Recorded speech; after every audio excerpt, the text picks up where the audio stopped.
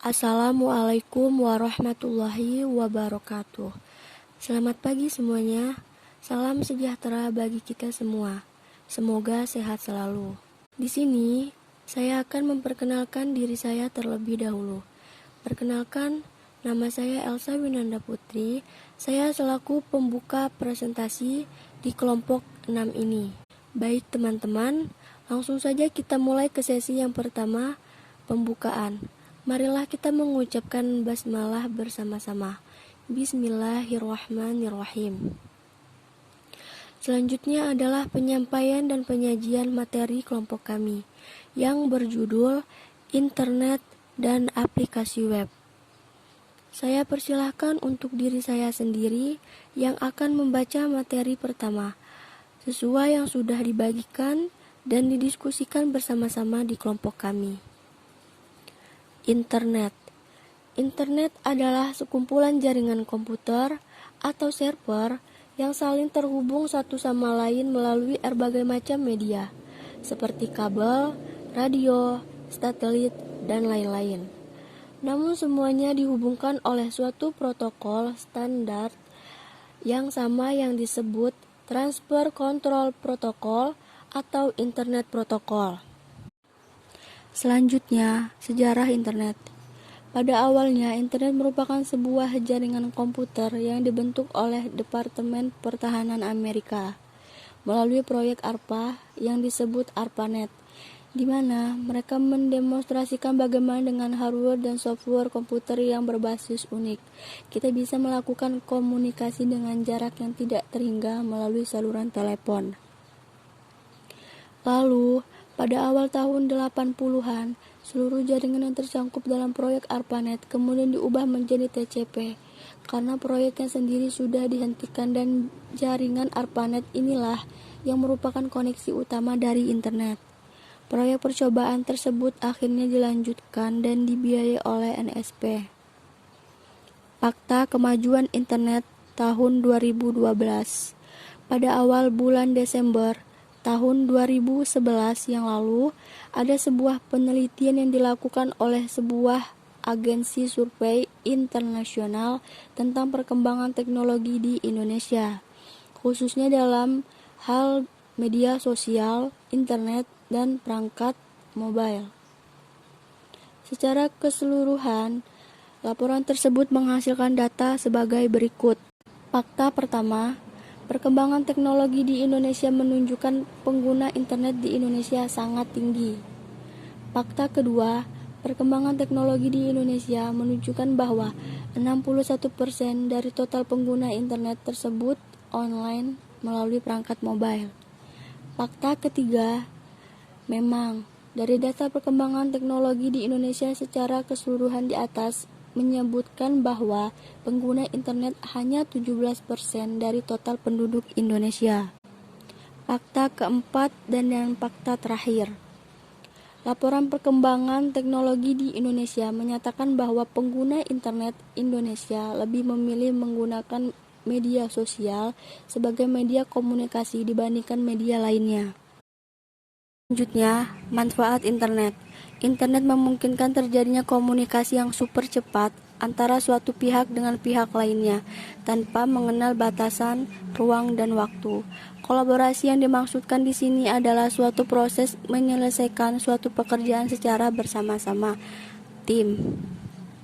Anggota tim bisa terdiri dari berbagai macam ahli dari berbagai bidang yang tersebar di berbagai negara di dunia. Manfaat internet di bidang pendidikan. Manfaat internet sebagai salah satu media terbesar di dunia bisa digunakan sebagai pendorong majunya pendidikan di Indonesia khususnya. Teknologi internet hadir sebagai media atau sarana yang multifungsi. Mereka, para pelajar akan tetap dapat berkomunikasi dalam bentuk komunikasi melalui email dan chatting. Metode ini mampu menghasilkan jarak antara pakar atau pengajar dengan pelajar. Suasana yang hangat dan non-formal pada mailing list ternyata menjadi cara pembelajaran yang efektif. Manfaat internet bagi masyarakat. Banyak penyedia layanan internet menawarkan layanan mereka dengan berbagai pilihan yang sesuai dengan kebutuhan para pelanggannya. Warung internet atau biasa disebut warnet pun sudah semakin banyak didirikan. Semua itu dikarenakan semakin meningkatnya kebutuhan masyarakat dan jasa layanan internet. Banyak manfaat yang dapat diperoleh masyarakat dari internet. Kita dapat memperoleh informasi tentang segala sesuatu yang kita inginkan melalui internet. Dengan internet, kita dapat memperoleh perkembangan berita lebih cepat, informasi lowongan kerja, informasi teknologi terbaru, untuk tukar pendapat dengan orang lain, untuk berkomunikasi dengan teman atau saudara yang jauh jaraknya, dan lain-lain. Dampak positif internet. Yang pertama, internet sebagai media komunikasi merupakan fungsi internet yang paling banyak digunakan, di mana setiap pengguna internet dapat berkomunikasi dengan pengguna lainnya di seluruh dunia. Yang kedua, media pertukaran data dengan menggunakan email, newsgroup, FTP, dan www. Para pengguna internet di seluruh dunia dapat saling bertukar informasi dengan cepat dan murah. Yang ketiga, media untuk mencari informasi atau data. Yang keempat, bisa digunakan sebagai lahan informasi untuk bidang pendidikan, kebudayaan, dan lain-lain. Yang kelima, kemudahan bertransaksi dan berbisnis dalam bidang perdagangan sehingga tidak perlu pergi menuju ke tempat penawaran atau penjualan. Dampak negatif internet. Yang pertama adalah pornografi. Yang kedua, kekejaman dan kesadisan juga banyak ditampilkan. Yang ketiga, internet pun tidak luput dari serangan penipuan. Yang keempat, dampak lainnya adalah meluasnya perjudian online. Yang kelima, mengurangi sifat sosial manusia karena cenderung lebih suka berhubungan lewat internet. Yang keenam, bisa membuat seseorang kecanduan dan berlebihan dalam penggunaannya. Syarat terhubung ke internet. Untuk terhubung ke internet, kamu memerlukan 4 hal berikut. Yang pertama, komputer. Yang kedua, modem diperlukan jika kamu menggunakan saluran telepon untuk mengakses internet. Modem menerjemahkan bahasa yang digunakan komputer untuk berbicara dalam bahasa yang dapat kita melakukan perjalanan melintasi saluran telepon dan sebaliknya. Yang ketiga adalah ISP. ISP adalah gerbang ke internet. Kamu dapat mengakses ISP melalui saluran telepon dan ISP akan menghubungkan kamu ke internet. ISP menyediakan email dan akses ke internet. Kamu bisa masuk ke akun ISP dan membayar sejumlah besar uang per bulan sebagai imbalan untuk mengakses internet melalui ISP. Akun ini akan datang dengan nama pengguna dan kata sandi yang kamu gunakan untuk masuk ke internet. Sumber daya internet. Yang pertama adalah email. Email digunakan untuk melakukan pertukaran surat elektronis.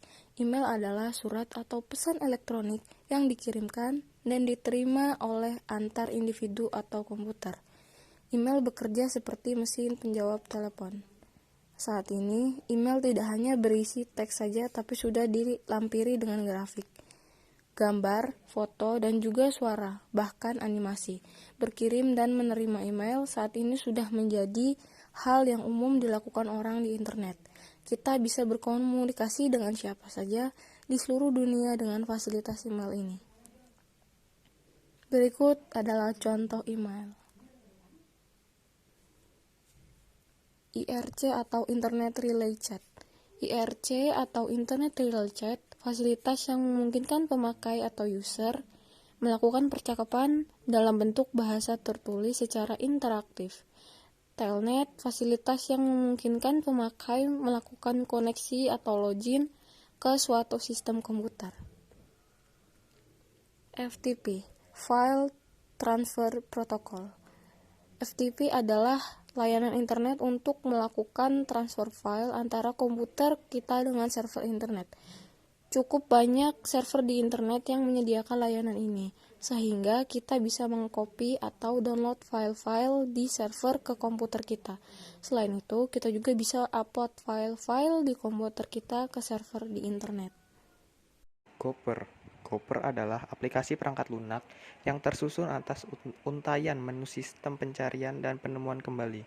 Situs Gopher adalah komputer yang menampilkan menu-menu yang mewakili data dan informasi yang tersedia. Secara mendasar, menu-menu ini adalah daftar isi untuk mengelola dan menunjuk ke sebuah informasi tertentu.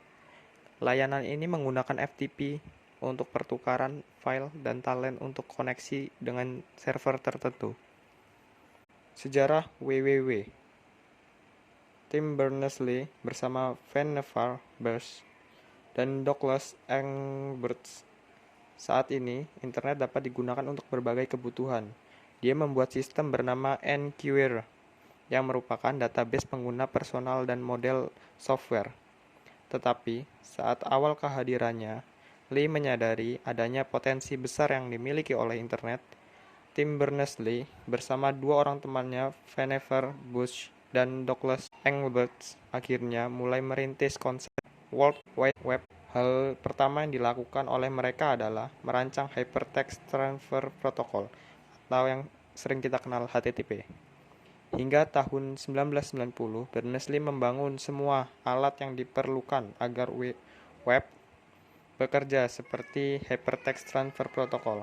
0,9 Hypertext Markup Language HTML, web browser pertama bernama World Wide Web yang juga web editor. Perangkat lunak server yang pertama HTTP kemudian dikenal sebagai CERN, HTTPD, serta web server pertama. Sumber daya internet yang banyak dimanfaatkan oleh para pemakai adalah email. Sesuai dengan namanya, pengiriman surat dilakukan secara elektronis, bukan dalam bentuk kertas. Surat elektronis menawarkan keunggulan berupa kecepatan pengiriman surat.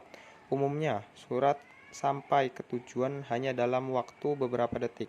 Transfer email yang cepat menggunakan protokol yang disebut SMTP, Simple Mail Transfer Protocol. Dalam hal ini, mail server yang menangani email, segera menghubungi tujuan, dan kemudian mengirimkan surat.